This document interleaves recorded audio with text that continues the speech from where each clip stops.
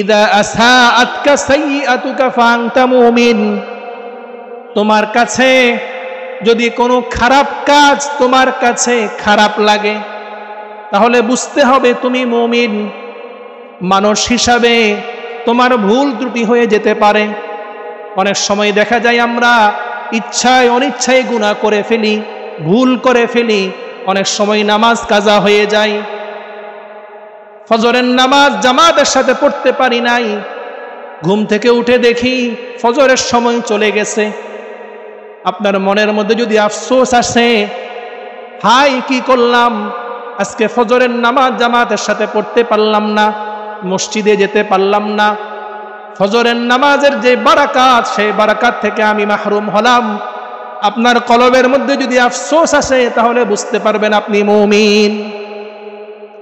এখন আমাদের চরিত্র এমন যে অন্যায় কাজ করলে আফসোস আসা তো দূরের কথা, এখন অন্যায় কাজ করতে পারলেই আমাদের ভালো লাগে।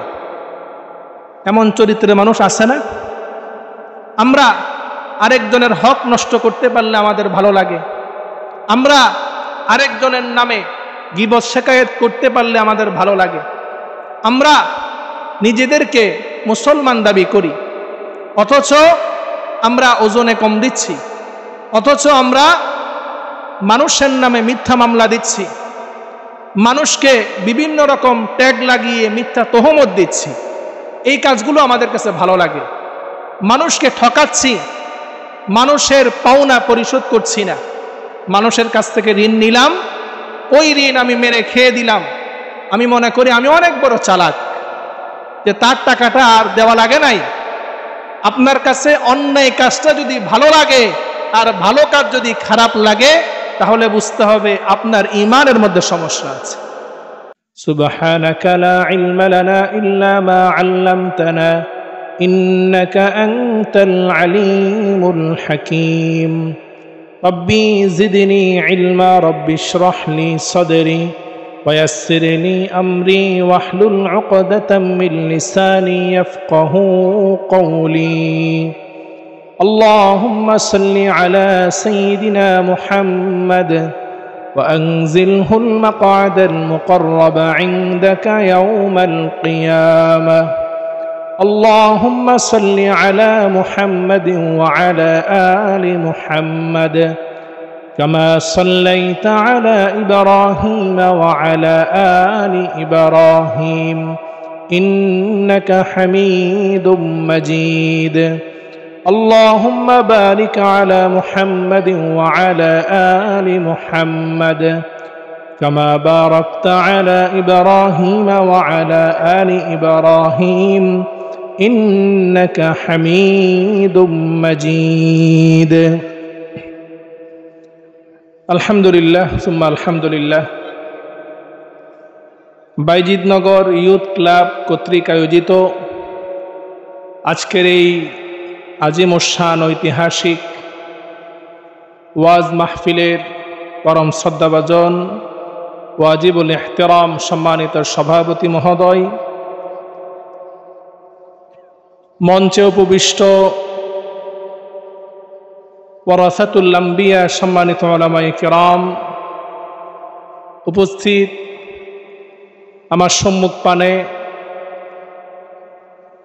আমার পরম শ্রদ্ধাভাজন পিতৃতুল্য সম্মানিত মুরব্বিয়ানা কিরাম, আমার সমবয়সী যুবক তরুণ ভাইয়েরা, স্নেহের মাসুম বাচ্চারা, পর্দার আড়াল থেকে শ্রবণরতা দিনদার পর্দানিশীন আমার সম্মানিতা মা ও বোনেরা, আমরা সর্বপ্রথম মহান রব্বুল ইজ্জত ওয়াল জালালের আলিশান দরবারে শুকরিয়া আদায় করছি যে মহান রব অত্যন্ত দয়া করে মায়া করে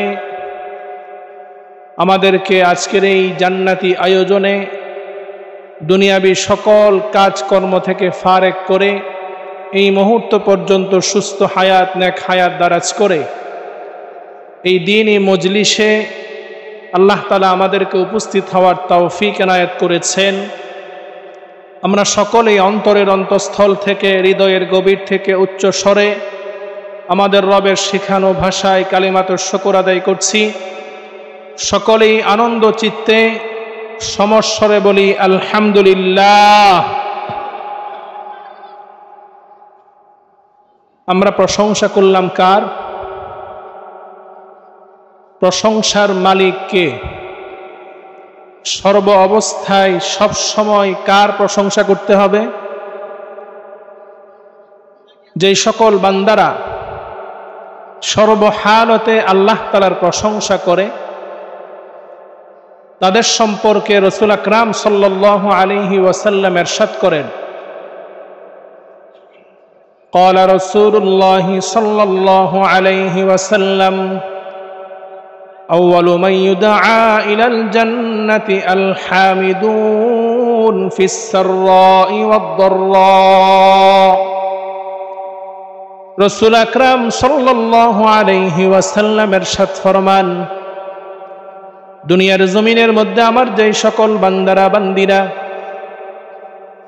সর্বহালতে সব সময় তারা আমার শুকরিয়া আদায় করেছে, প্রকাশ্যে গোপনে, দিনে রাত্রিতে, অন্ধকারে আলোতে, যেই সকল বান্দারা বান্দিরা আল্লাহ তাআলার শুকরিয়া আদায় করত, কিয়ামতের ময়দানে আল্লাহ রাব্বুল আলামিন ওই সকল বান্দা বান্দীদেরকে জান্নাতের মধ্যে সর্বপ্রথম প্রবেশ করাবেন। মুহতারাম হাজিরিন, আল্লাহ তাআলার শুকরিয়া আমরা আদায় করেছি, পাশাপাশি কৃতজ্ঞতা জ্ঞাপন করছি আজকের এই আজিমুশান মাহফিলের আয়োজকবৃন্দ, আমার যুবক ভাইদেরকে, অত্র এলাকাবাসীর সকলকে, যারা তাদের শ্রম দিয়ে, মেধা দিয়ে, অর্থ দিয়ে অক্লান্ত পরিশ্রম করে এমন একটি জান্নাতি আয়োজন তারা করেছেন। আল্লাহ তাআলা সকলকে জাযায়ে খায়র দান করুক, সকলে বলি আমিন। রাসূল আকরাম সাল্লাল্লাহু আলাইহি ওয়াসাল্লামের প্রতি লক্ষ কোটি, তার চাইতেও অধিক বেশি দরুদ এবং সালামের হাদিয়া পেশ করছি। সকলেই বলি সাল্লাল্লাহু আলাইহি ওয়াসাল্লাম। মুহতারাম হাজিরিন, সময় খুব সংক্ষিপ্ত, যেহেতু এটি একটি সোসাইটি, এখানে বসবাসকারী অনেক বয়োবৃদ্ধ আছেন, অনেক অসুস্থ আছেন, অনেক ছাত্র আছেন, অনেক ছোট বাচ্চা আছে। তাই আলোচনা দীর্ঘ রাত পর্যন্ত না হওয়াটাই উচিত। আমার পরবর্তী বক্তা তিনি আলোচনা করবেন। আমি সংক্ষিপ্ত সময়ে পবিত্র কোরআনুল কারীমের 103 নম্বর সূরা, সূরাতুল আসর আপনাদের সামনে তেলাওয়াত করেছি।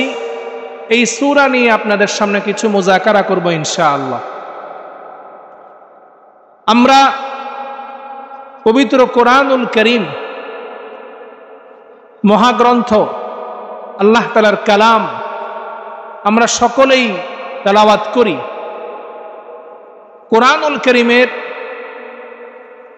সবচাইতে ক্ষুদ্র সূরার নাম হচ্ছে সূরাতুল কাউসার।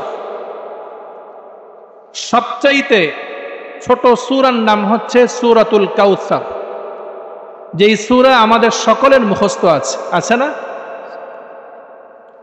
সূরাতুল কাউসারের পরে দ্বিতীয় সবচাইতে ক্ষুদ্র সূরার নাম হচ্ছে সূরাতুল আসর। এটা কোরআনুল কারীমের 114টি সূরার মধ্যে 103 নম্বর সূরা। এই সূরার মধ্যে আয়াত সংখ্যা হচ্ছে 3। এই সূরার মধ্যে কয়টি আয়াত রয়েছে? 3টি আয়াত রয়েছে। এই সূরায় টোটাল শব্দ রয়েছে 14টি। কয়টি শব্দ রয়েছে? 14টি শব্দ রয়েছে। এবং এই সূরার মধ্যে টোটাল অক্ষর আছে 70টি। কয়টি অক্ষর আছে? 70টি অক্ষর আছে। এই সূরা নাজিল হয়েছে মক্কাতুল মুকাররমায়। কোরআনুল কারীমের 114টি সূরার মধ্যে কিছু সূরা আছে যেগুলা মক্কায় নাজিল হয়েছে, আর কিছু সূরা আছে যেগুলা মদিনায় নাজিল হয়েছে। অধিকাংশ সূরাই নাজিল হয়েছে মক্কায়, যেগুলোকে আমরা মাক্কি বলি। তো সূরাতুল আসর এটি একটি মাক্কি সূরা। এই সূরাটি এমন একটি গুরুত্বপূর্ণ তাৎপর্যপূর্ণ সূরা, যেই সূরা সম্পর্কে চার মাযহাবের অন্যতম একজন প্রসিদ্ধ ইমাম শাফিঈ রাহিমাহুল্লাহ নাম শুনেছেন আপনারা।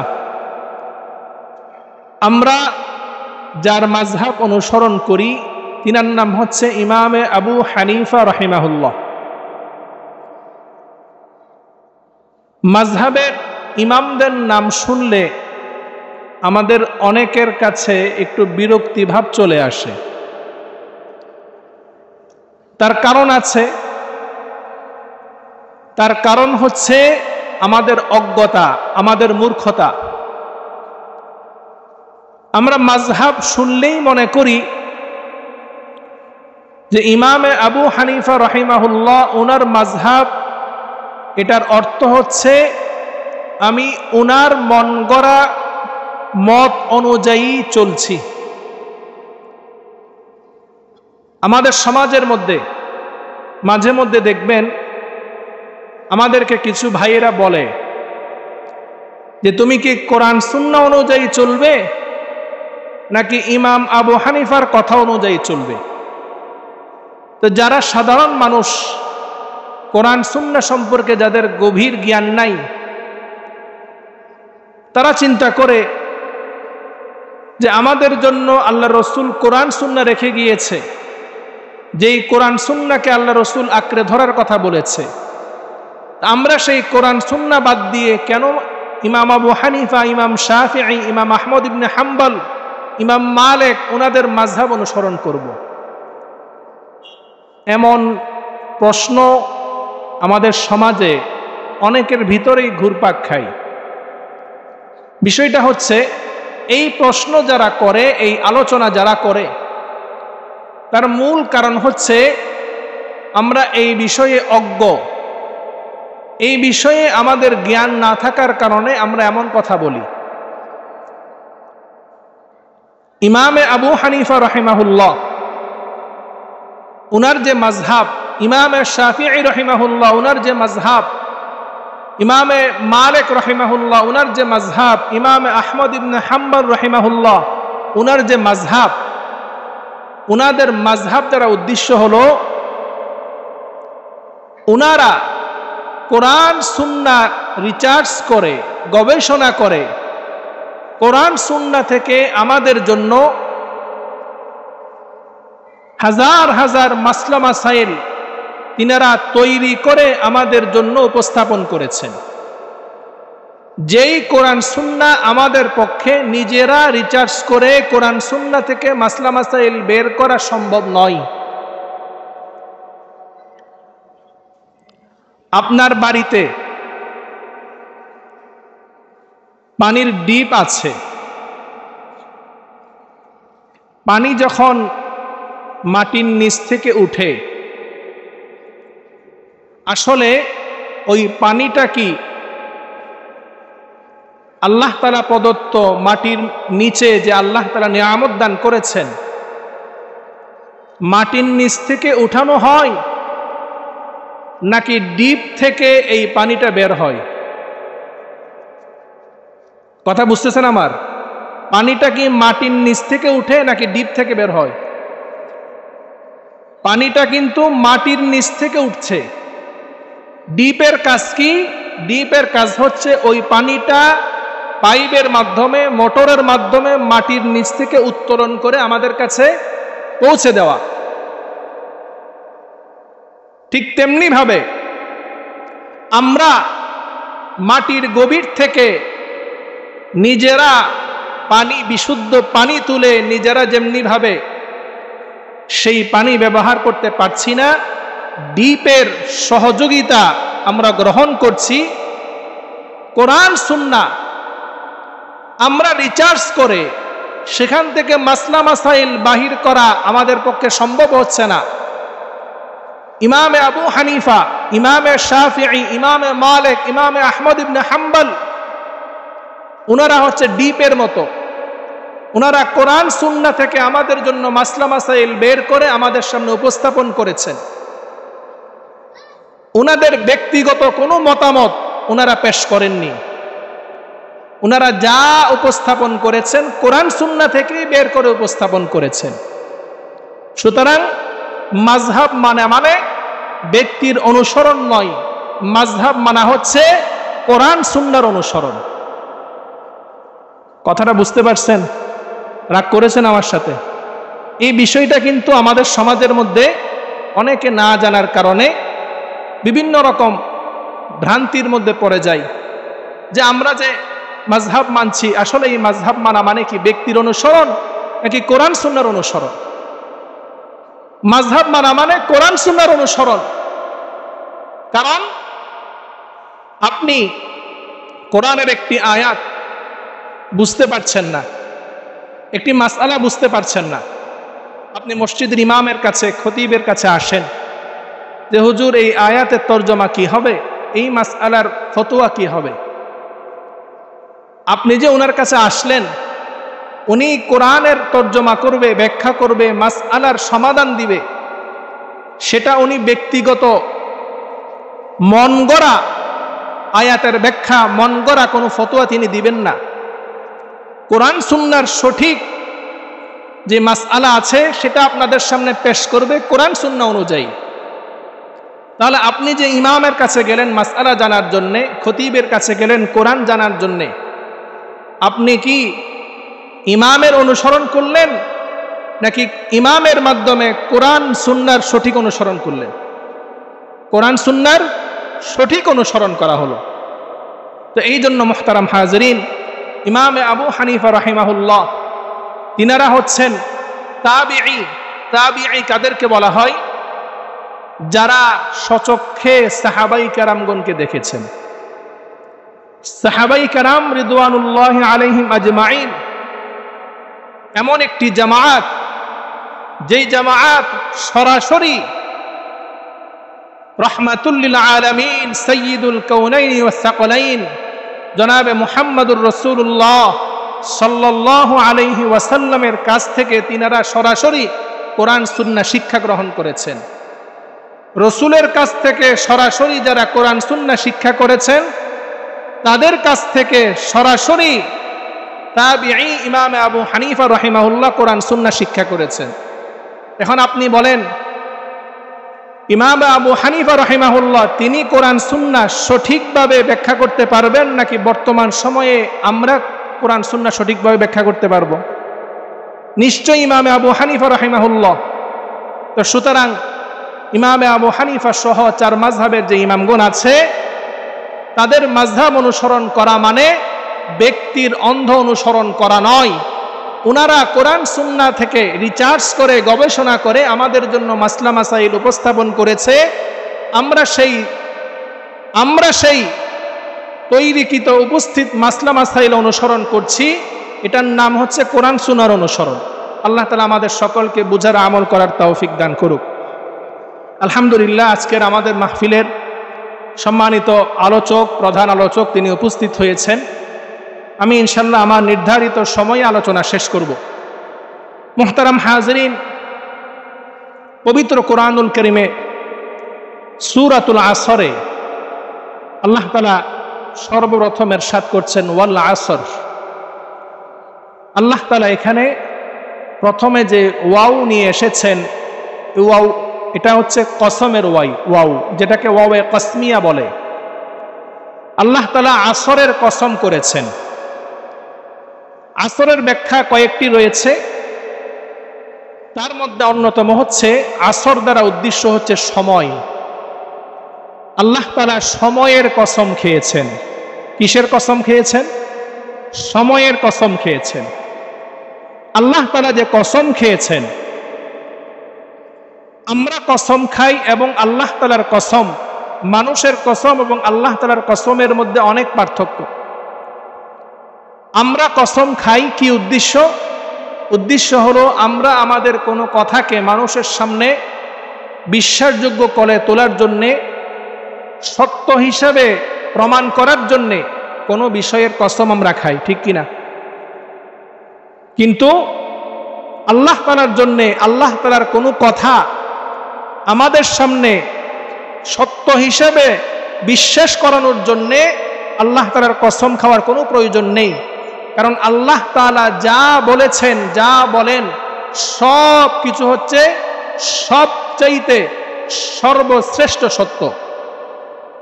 আল্লাহ তাআলার কথা নির্দ্বিধায় বিনা যুক্তিতে আমাদেরকে বিশ্বাস করতে হবে, ঈমান আনতে হবে। আল্লাহ তাআলা তিনি কসম খাওয়ার দ্বারা আমাদেরকে এই মেসেজ দিচ্ছেন যে বান্দা, দুনিয়াতে আমি তোমাদেরকে যত নিয়ামত দান করেছি, সকল নিয়ামতের মধ্যে অন্যতম শ্রেষ্ঠ নিয়ামত হলো তোমাদের সময়। আল্লাহ তাআলা সময়ের গুরুত্ব, সময়ের মর্যাদা, সময়ের মাহাত্ম্য বোঝানোর জন্যে আল্লাহ তাআলা সময়ের কসম খেয়েছেন। আল্লাহ তাআলা যেই সময়ের কসম খেয়েছেন, সেই সময়টা হচ্ছে আমরা যে দুনিয়াতে এসেছি, আমাদের এই দুনিয়ার হায়াত, আমাদের এই মূল্যবান হায়াত, মূল্যবান সময়, এই পুরোটাই হচ্ছে আল্লাহ তাআলার সেই কসমের উদ্দেশ্য যে বান্দা, তোমাকে আমি দুনিয়াতে যে সময় দিয়ে প্রেরণ করেছি, তোমাকে হায়াত নামক মূল্যবান যে সময় দিয়েছি, সেই সময়ের কসম আমি খাচ্ছি। কারণ পৃথিবীর মধ্যে তোমার কাছে সবচাইতে অন্যতম দামি নিয়ামত হলো তোমার সময়। তারপর আল্লাহ তাআলা বলছেন ইন্নাল ইনসানা লাফি খুসর। আল্লাহ তাআলা হায়াতের কসম খেয়েছেন, সময়ের কসম খেয়েছেন।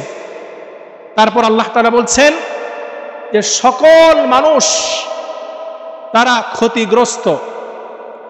যে পৃথিবীতে যত মানুষ আছে, যত মানুষ এসেছে, যত মানুষ আসবে, সকল মানুষ তার সময়ের ব্যাপারে উদাসীন হওয়ার কারণে সকল মানুষ ক্ষতিগ্রস্ত। এই সময়, এই হায়াতটাকে যারা চারটি কাজে ব্যয় করেছে, যারা চারটি গুণে গুণান্বিত হয়েছে, ওই সকল ব্যক্তিরা ক্ষতিগ্রস্তদের থেকে আলাদা। অর্থাৎ যারা তাদের এই মূল্যবান সময়, মূল্যবান হায়াতটা চারটি কাজে ব্যয় করতে পেরেছে, তারাই হচ্ছে প্রকৃত সফল।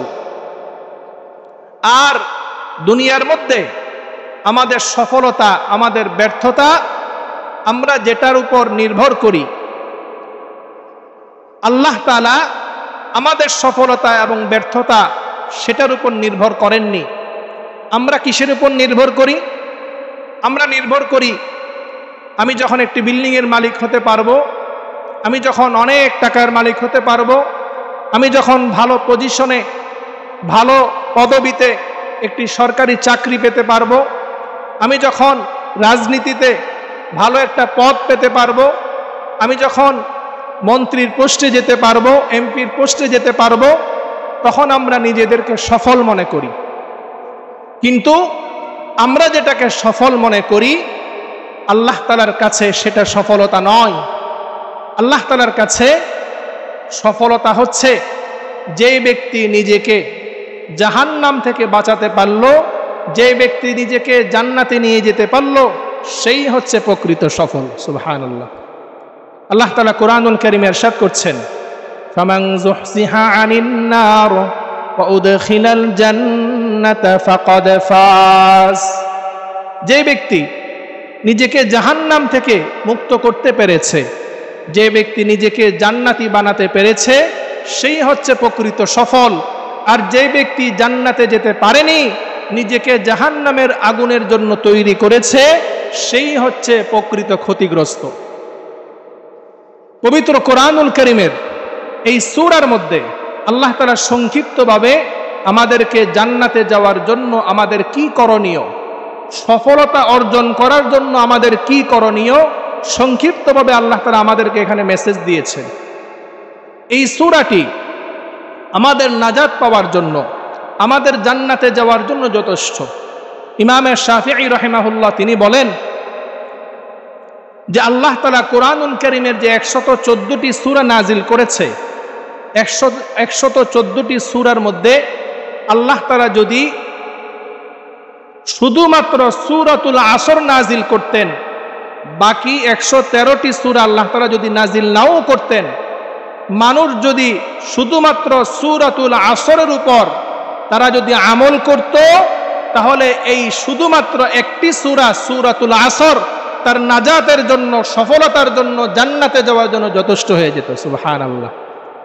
তো এই সূরার মধ্যে আল্লাহ তাআলা আমাদেরকে সফলতার মাপকাঠি দিয়েছেন। যে পৃথিবীতে আমরা যারা নিজেদেরকে সফল মনে করি, যারা নিজেদেরকে আমরা বুদ্ধিমান মনে করি, প্রকৃতপক্ষে তারা বুদ্ধিমান নয়, প্রকৃতপক্ষে তারা সফল নয়। সফল হলো তারা, বুদ্ধিমান হলো তারা যারা কোরআনে বর্ণিত 4টি গুণ অর্জন করেছে। 4টি গুণের মধ্যে নাম্বার 1, 1 নাম্বার গুণ, বিস্তারিত আলোচনা করার সময় নেই যেহেতু আলোচক চলে এসেছে, আমি সংক্ষিপ্তভাবে আপনাদেরকে কিছু আলোচনা শোনাচ্ছি। 4টি গুণের মধ্যে 1 নাম্বার গুণ আল্লাহ তাআলা বলছেন ইল্লাল্লাযীনা আমানু। পৃথিবীর মধ্যে যেই সকল মানুষ ঈমান এনেছে, যারা মুমিন, যারা ঈমানের গুণ যারা অর্জন করেছে, 4টি গুণের মধ্যে 1 নাম্বার গুণ হলো ঈমান আনা। বর্তমান সময়ে আমরা যারা এখানে উপস্থিত আছি, আমরা সকলেই ঈমান এনেছি, আমরা সকলেই মুমিন। মুমিন কিনা সন্দেহ আছে? আমরা যে মুমিন এটার মধ্যে কোনো সন্দেহ আছে? কার কার সন্দেহ আছে হাত তোলেন তো। আমরা সকলেই কি ঈমানদার, আমরা সকলেই মুমিন। কিন্তু আমরা যে মুমিন, আমরা যে ঈমানদার, নিজেকে মুমিন পরিচয় দিচ্ছি, ঈমানদার পরিচয় দিচ্ছি, সেটা আমরা অনেকেই আছি যে মা বাবা মুমিন, মা বাবা মুসলিম, জন্মসূত্রে আমি মুসলিম হয়েছি, জন্মসূত্রে আমি মুমিন হয়েছি। মুমিন হওয়ার জন্যে, ঈমানদার হওয়ার জন্যে যেই গুণাবলী অর্জন করা প্রয়োজন, সেই গুণাবলী আমার ভিতরে নেই। আমরা নামাজ পড়ি, নামাজ পড়ার সময় নামাজ ভঙ্গের কিছু কারণ আছে কিনা? আমরা যে অজু করি, অজু ভঙ্গের কিছু কারণ আছে কিনা? ঠিক তেমনি ভাবে আমরা যারা নিজেদেরকে ঈমানদার দাবি করি, মুমিন দাবি করি, আমাদের সেই ঈমান, আমাদের সেই মূল্যবান নিয়ামত, সেই নিয়ামত ভঙ্গেরও কিছু কারণ আছে, যেই কারণগুলোর কারণে মুহূর্তেই আমরা ঈমান হারা হয়ে যাচ্ছি। রাসূল আকরাম সাল্লাল্লাহু আলাইহি ওয়াসাল্লাম ইরশাদ করেন, এমন একটা জামানা আসবে যেই জামানায় ইউসবিহুর রাজুলু মুমিনা ওয়া ইউমসি কাফিরা, যেই জামানায় মানুষ সকালবেলা ঈমানদার থাকবে, সন্ধ্যাবেলায় সে কাফের হয়ে যাবে। আমরা এমন কাজ করব, এমন কথা বলবো, এমন আকীদা লালন করব, যেই কথা, যেই কাজ, যে আকীদার কারণে মুহূর্তে আমরা বেঈমান হয়ে যাচ্ছি। আমি আপনি মহামূল্যবান নিয়ামত ঈমানের উপর অটল আছি কিনা সেটা আমরা নিজেকে নিজে যাচাই করা প্রয়োজন। শুধুমাত্র মুসলিম ঘরে জন্ম হওয়ার কারণে নিজেকে মুমিন পরিচয় দিব, সেটা দুনিয়াতে আপনি মুমিন পরিচয় দিয়ে পার পাবেন, কিন্তু কিয়ামতের ময়দানে আল্লাহর সামনে মুমিন পরিচয় দিয়ে আপনি পার পাবেন না। আপনি বাইজিদনগর সোসাইটিতে কোনো একটা জায়গার আপনি খরিদ করলেন, আপনি যদি সেটাকে নিজের মালিকানা হিসাবে দাবি করেন, ওই জায়গার মালিক আপনি দাবি করেন, দাবি করার জন্যে ওই জায়গার ডকুমেন্ট আপনাকে দেখাতে হবে কিনা? আমি যদি বলি এখানে আমরা যে বসে আছি এই জায়গাটা আমার, তাহলে আমাকে আপনারা সবার প্রথম বলবেন যে আপনি আগে ডকুমেন্ট দেখান, দলিল দেখান, আপনি কিসের ভিত্তিতে মালিকানা দাবি করছেন? ঠিক তেমনি ভাবে আমি আপনি যে মুমিন, আমি আপনি যে নিজেকে ঈমানদার দাবি করছি, ঈমানের দলিল, ঈমানের কাগজ, ডকুমেন্ট আল্লাহ তাআলার সামনে আমাদেরকে দেখাতে হবে। শুধুমাত্র জন্মসূত্রে মা বাবা মুসলিম, সেই জন্য আমি নিজেকে মুসলিম পরিচয় দিলাম, মুমিন পরিচয় দিলাম, তাতেই পার পেয়ে যাব না। রাসূল আকরাম সাল্লাল্লাহু আলাইহি ওয়াসাল্লামের কাছে সাহাবায়ে কেরাম জিজ্ঞেস করলেন, ইয়া রাসূলুল্লাহ, মাল ঈমান, ঈমান সেটা কি জিনিস? আমার ভিতরে ঈমান আছে কি নাই সেটা আমি কিভাবে বুঝবো? রাসূল আকরাম সাল্লাল্লাহু আলাইহি ওয়াসাল্লাম ইরশাদ করেন, ইযা সাররাতকা হাসানাতুকা ফাআনতা মুমিন ওয়া ইযা আসাআতকা সাইয়্যাতুকা ফাআনতা মুমিন। ও আমার সাহাবী, তুমি নিজেকে ঈমানদার দাবি করছো, তোমার কলবের মধ্যে ঈমান আছে কি নাই তুমি নিজেকে যাচাই করো, পরীক্ষা করো। তুমি নিজেকে ঈমানদার দাবি করো, তুমি যখন ভালো কাজ করবে, নেক কাজ করবে, ভালো কাজ করার পরে তোমার অন্তরে যদি আনন্দ আসে, খুশি আসে, তৃপ্তি আসে, তাহলে বুঝবে তোমার কলবের মধ্যে ঈমান আছে।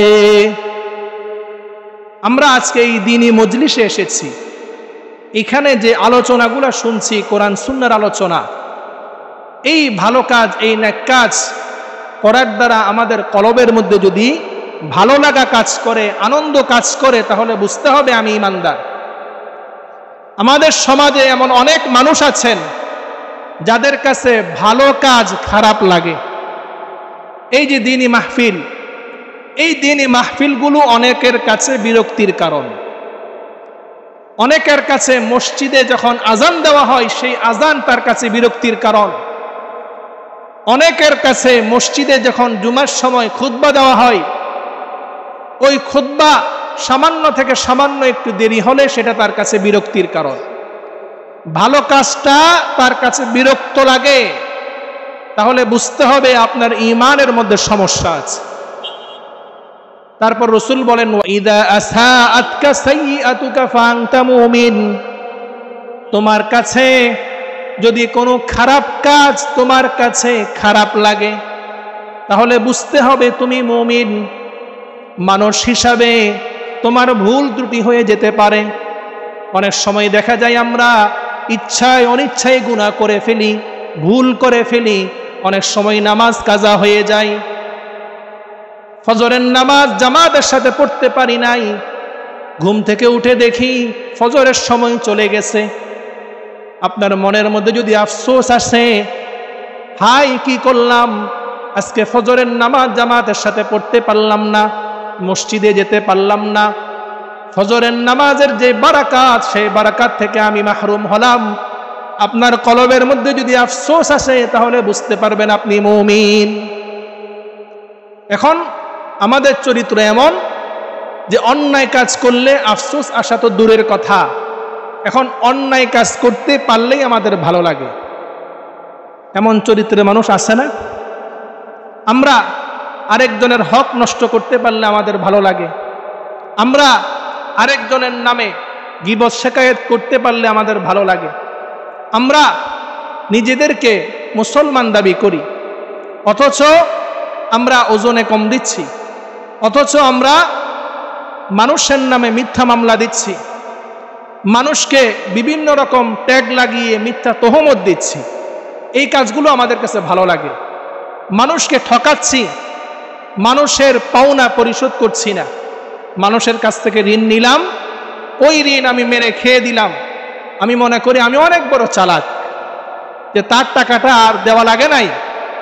আপনার কাছে অন্যায় কাজটা যদি ভালো লাগে আর ভালো কাজ যদি খারাপ লাগে, তাহলে বুঝতে হবে আপনার ঈমানের মধ্যে সমস্যা আছে। রাসূল আকরাম সাল্লাল্লাহু আলাইহি ওয়াসাল্লাম একদিন কুরআনুল কারীমের একটি আয়াত তেলাওয়াত করলেন। কুরআনুল কারীমের আয়াতটি হচ্ছে, ফামান ইউরিদিল্লাহু আন ইয়াহদিয়াহু ইয়াশরাহ সাদরাহু লিল ইসলাম। আল্লাহ তাআলা এই আয়াতে কারীমার মধ্যে ইরশাদ করছেন, আল্লাহ তাআলা যেই ব্যক্তির কল্যাণ চান, যেই ব্যক্তির মঙ্গল চান, ওই ব্যক্তিকে আল্লাহ তাআলা ইসলামের পথে, হেদায়েতের পথে পরিচালনা করেন। তার কলবের মধ্যে ঈমানের নূর, ইসলামের নূর দান করে দেন। আল্লাহ তাআলা যার কল্যাণ চান, যার মঙ্গল চান, তার কলবের মধ্যে আল্লাহ তাআলা হেদায়েতের নূর দান করেন, ঈমানের নূর দান করেন। সাহাবায়ে কেরাম জিজ্ঞেস করলেন, ইয়া রাসূলুল্লাহ, যখন কোনো ব্যক্তির কলবের মধ্যে ঈমানের নূর প্রবেশ করবে, হেদায়েতের নূর প্রবেশ করবে, তার কলবের মধ্যে ঈমান আছে কি নাই, ঈমানের নূর প্রবেশ করেছে নাকি করেনি, তার আলামত কি, সেটা আমরা কিভাবে বুঝতে পারবো? আমাদের কলবের মধ্যে হেদায়েতের নূর আছে কিনা, ঈমানের নূর আছে কিনা, সেটা আমরা কিভাবে বুঝতে পারবো? তার কোনো আলামত আছে কিনা? রাসূল আকরাম সাল্লাল্লাহু আলাইহি ওয়াসাল্লাম বললেন, তোমার কলবের মধ্যে হেদায়েতের নূর আছে কি নাই, সেটা বুঝার জন্য তিনটি আলামত রয়েছে। কয়টা আলামত? তিনটি আলামত। এক নাম্বার, রাসূল আকরাম সাল্লাল্লাহু আলাইহি ওয়াসাল্লাম ইরশাদ করেন, আত-তাজাফি আন দারিল গুরুর। তুমি যদি নিজেকে ঈমানদার দাবি করো, তোমার কলবের মধ্যে যদি হেদায়েত থেকে থাকে, তাহলে তোমার কলব, তোমার অন্তর এমন হয়ে যাবে যে তোমার কলব থেকে দুনিয়ার মায়া মোহাব্বত দূর হয়ে যাবে, তোমার কলবের মধ্যে আখিরাতের প্রতি ভালোবাসা চলে আসবে।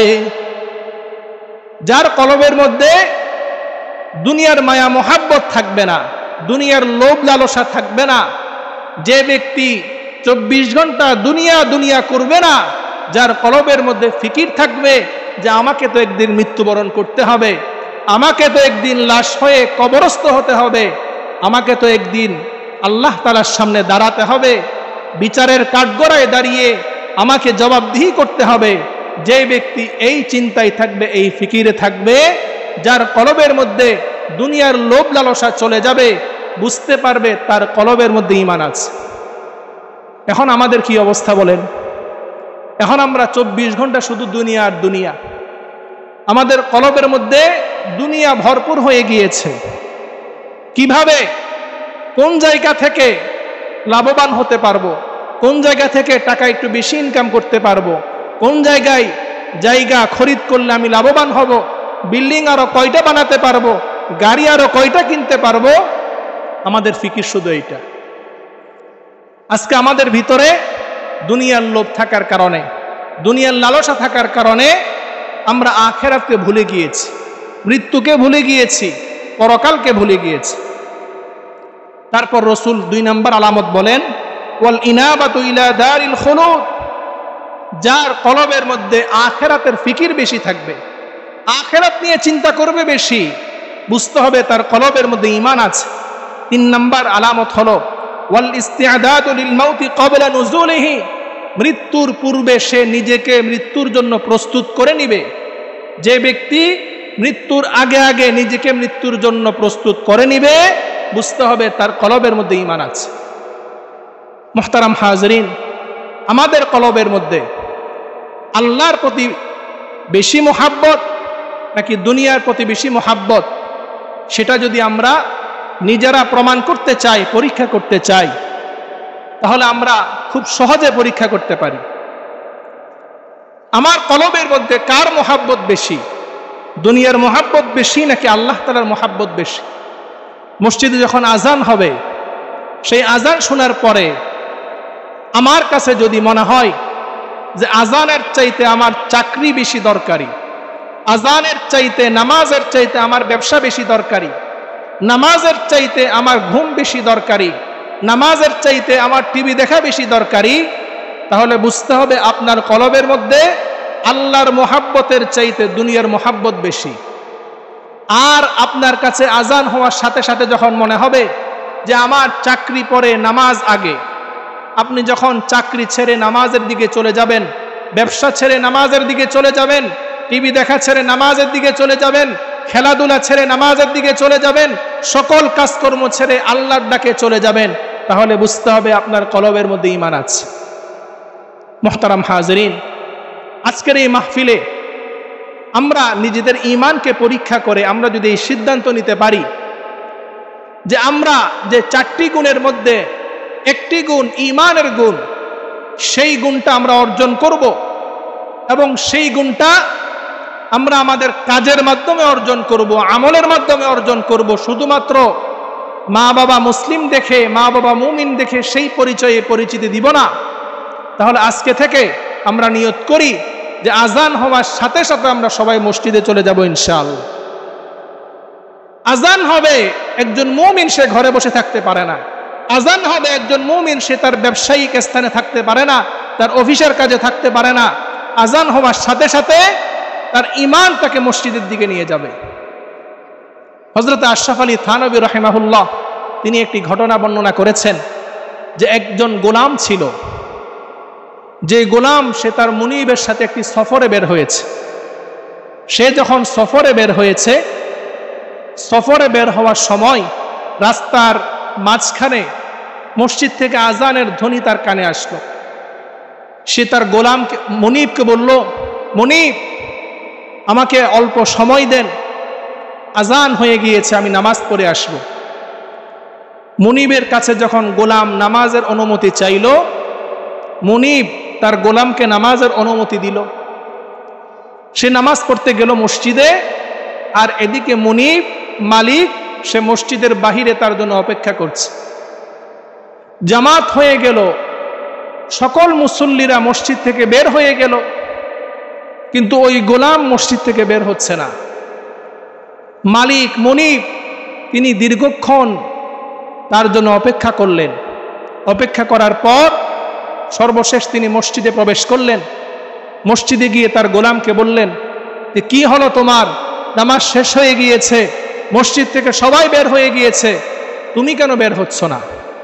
সেই গোলাম তার মুনিবকে প্রতি উত্তর বলল যে যার ঘরে এসেছি সেই ঘরের রব আমাকে ঘর থেকে বের হতে দিচ্ছে না। সুবহানাল্লাহ বলবেন না? যেই রবের ঘরে এসেছি সেই রব আমাকে ঘর থেকে বের হতে দিচ্ছে না।